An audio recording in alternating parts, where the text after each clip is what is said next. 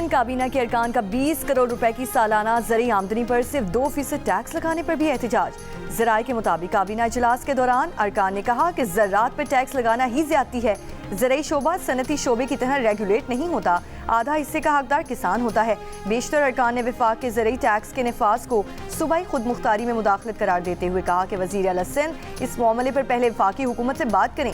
सिंध काबीना से मंजूर ज़रूरी टैक्स की तफसीलात के मुताबिक 20 करोड़ रुपए सालाना तक की ज़रूरी आमदनी पर कोई टैक्स नहीं होगा। 20 से 25 करोड़ की ज़रूरी आमदनी पर 2% और 25 से 30 करोड़ रुपए की आमदनी पर 3% ज़रूरी टैक्स लगेगा। 30 से 35 करोड़ ज़रूरी आमदनी पर 4%, 35 से 40 करोड़ सालाना आमदनी पर 6%, जबकि 40 से 50 करोड़ ज़रूरी आमदनी पर 8% टैक्स लगेगा। ज़्यादा से ज़्यादा टैक्स 10%, 50 करोड़ और उससे ज़्यादा ज़रूरी आमदनी पर लगेगा।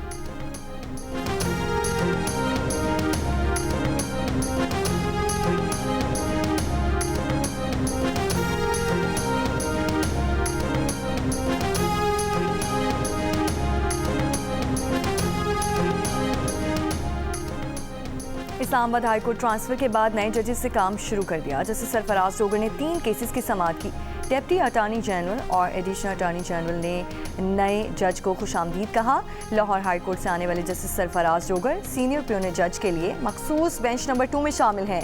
इससे पहले बेंच 2 की सरबराही करने वाले जस्टिस मोहसिन अख्तर कियानी आज से इस्लामाबाद हाई कोर्ट के बेंच नंबर 3 की सरबराही करेंगे। सुबह से 3 जजेस के इस्लामाबाद हाई कोर्ट तबादले पर वकला की जुज़वी हड़ताल। Islamabad high court bar association की जानिब से अदालतों का बॉयकॉट। सदर लाहौर हाई कोर्ट बार का भी अदालतों में पेश न होने का ऐलान।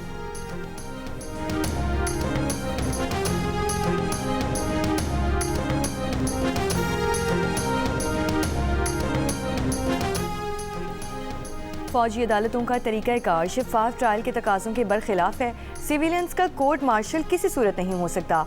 मुमकिन होता तो 21वीं तरमीम ना करना पड़ती। जस्टिस रिटायर्ड जवाद ख्वाजा के वकील ख्वाजा अहमद हुसैन का सुप्रीम कोर्ट के आईनी बेंच में मौक़िफ़। जस्टिस हसन अज़हर रिजवी ने कहा कि धमाका करने वाले, मुल्क दुश्मन जासूस से साजबाज करने वाले और आम सिविलियंस में कोई फ़र्क नहीं। आपको दलाइल में तफरीक करनी चाहिए। वकील बोले, आर्मी एक्ट ठीक बना है, लेकिन देखना यह है कि किस पर लागू होता है। अदालत से सिर्फ ये गुजारिश है कि कोर्ट मार्शल का दरवाज़ा ना खोलें। सिविलियन के फौजी ट्रायल से मुतालिक केस में जस्टिस जमाल मंदोखेल ने कहा, क्या पार्लियामेंट और सुप्रीम कोर्ट पर हमले का ट्रायल इंसदाद दहशतगर्दी अदालत में और GHQ पर हमले का केस मिलिट्री कोर्ट में चलेगा? मेरी नज़र में तीनों हमले एक जैसे ही हैं, तो तफरीक क्यों और कैसे की जाती है? अदालत के सामने सवाल है कि आर्मी एक्ट का इतलाक किस पर होगा।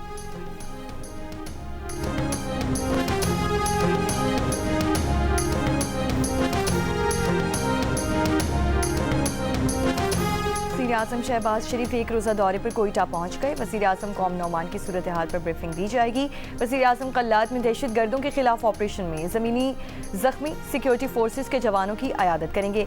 वज़ीर आला सरफराज बुगटी और सूबाई क़यादत से मुलाकात होगी। नायब वज़ीर आज़म इसाक डार, वज़ीर दिफा ख्वाजा आसिफ, वज़ीर इत्तलात अताउल्लाह तारड़ और वज़ीर तवानाई अवैस लगारी भी वज़ीर आज़म के हमरा।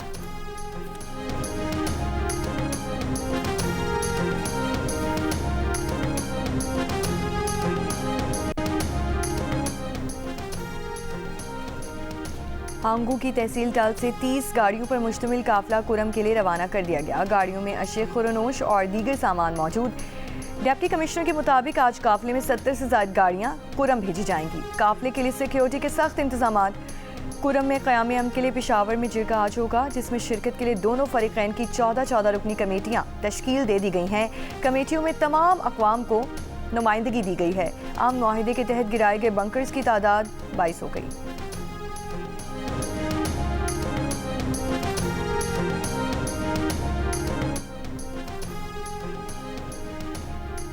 मरियम नवाज गुड गवर्नेंस की वजह से बाकी सूबों में भी मकबूल हो रही हैं। अपनी कारकर्दगी से लोगों के दिलों में जगह बना रही हैं। जिनको मरियम नवाज के साथ मुकाबले का शौक है, वो उनकी जैसी कारकर्दगी भी दिखाएं।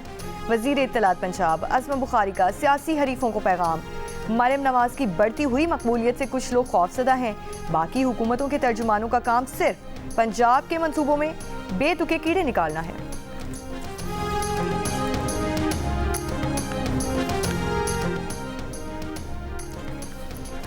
रिकॉर्ड की दुरुस्ती के लिए पंजाब हुकूमत को बताना चाहते हैं कि सिंध में 2018 से जदीद ऑटिज़म के लिए खुसूसी सेंटर्स बनाए गए हैं।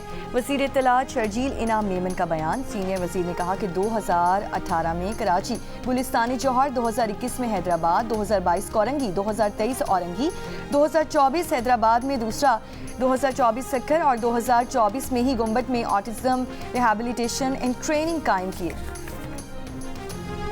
सदर मुमलिकत आसिफ अली जरदारी चीनी सदर शी जिनपिंग की दावत पर 4 से 8 फरवरी तक चीन का सरकारी दौरा करेंगे। चीनी सदर वज़ीर आज़म से मुलाकातें करेंगे।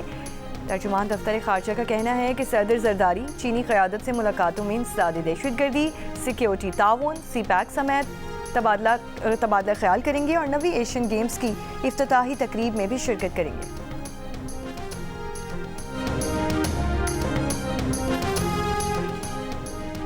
वफाकी वज़ीर दाखिला मोहसिन नकवी का कहना है कि तालीमी इदारों में मुनशियात फ़रोख्त करने वाले अनासिर के खिलाफ सख्त कार्रवाई जारी रखी जाए। मुनशियात स्मगलिंग की रोकथाम के लिए एयरपोर्ट्स पर भी चेकिंग मज़ीद सख्त की जाए।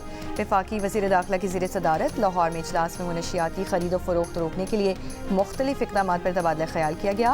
मोहसिन नकवी का कहना था कि ड्रोन्स के जरिए मुनशियात का कारोबार करने वाले अनासिर के खिलाफ एक्शन लिया जाए। मुनशियात के बड़े डीलर्स को हर सूरत कानून की गिरफ्त में लाया जाए।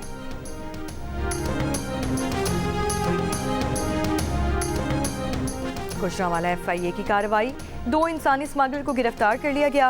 FIA के मुताबिक मुलजिम मेहदी ने कनाडा भिजवाने का झांसा देकर शहरी से 14 लाख रुपए लिए और मुलजिम अमानत ने इटली भिजवाने का झांसा देकर शहरी से 40 लाख रुपए लिए थे। तफ्तीश जारी।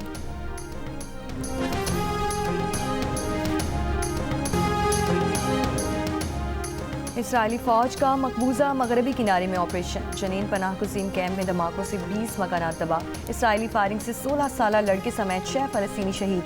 गजा जंगबंदी माहिदे की भी खिलाफ वर्जी। वस्ती गजा में गाड़ी पर फसाई हमला, 4 फ़लस्तीनी ज़ख्मी। इसराइली वज़ीर आज़म नेतन्याहू अमरीका रवाना। रवानगी से पहले कहा मशरक़ वस्ती का नक्शा तब्दील कर दिया, अब सदर ट्रंप के साथ मिलकर मज़ीद बेहतरी लाएंगे। रूसी खबर एजेंसी के मुताबिक हमास वक्त मॉस्को में आज रूसी हुक्काम से मुलाकात करेगा। हमास के शहीद सरबराह हसन नसरुल्लाह की तदफीन 23 फरवरी को लेबनान में करने का ऐलान। Secretary general Hezbollah Naim Qassem का कहना है कि हसन नसरुल्लाह और हाशिम सफ़ीउद्दीन की नमाज जनाजा बड़े अवामी इज्तिमा में की जाएगी। हाशिम सफ़ीउद्दीन की बतौर हिजबुल्लाह सेक्रेटरी जनरल के ओहदे के साथ तदफीन की जाएगी।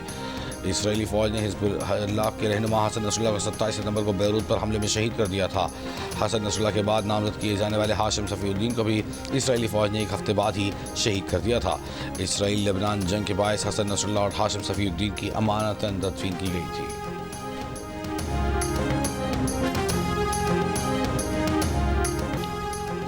2024 में पाकिस्तान में शरह पैदाइश में कमी देखी गई।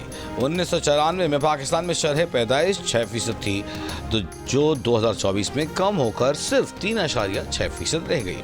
अक़वाम मुत्तहिदा ने वर्ल्ड फर्टिलिटी रिपोर्ट 2024 जारी कर दी। रिपोर्ट के मुताबिक 2023 में शरह पैदाइश 3.2%, 2022 के मुकाबले में 1.88% कम थी।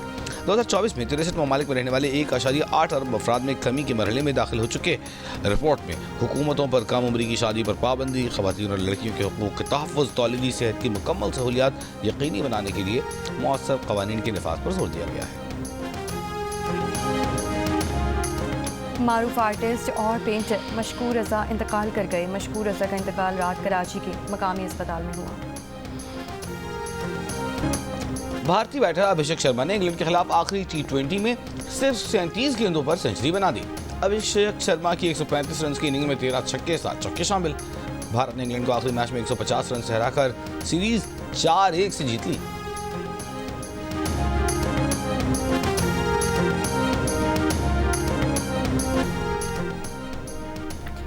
लाहौर में चूंग के इलाके में एक वकील को घर की दहलीज पर कत्ल कर दिया गया। पुलिस के मुताबिक लाश पोस्टमार्टम के लिए भिजवाकर मुलजिमों की तलाश शुरू कर दी गई।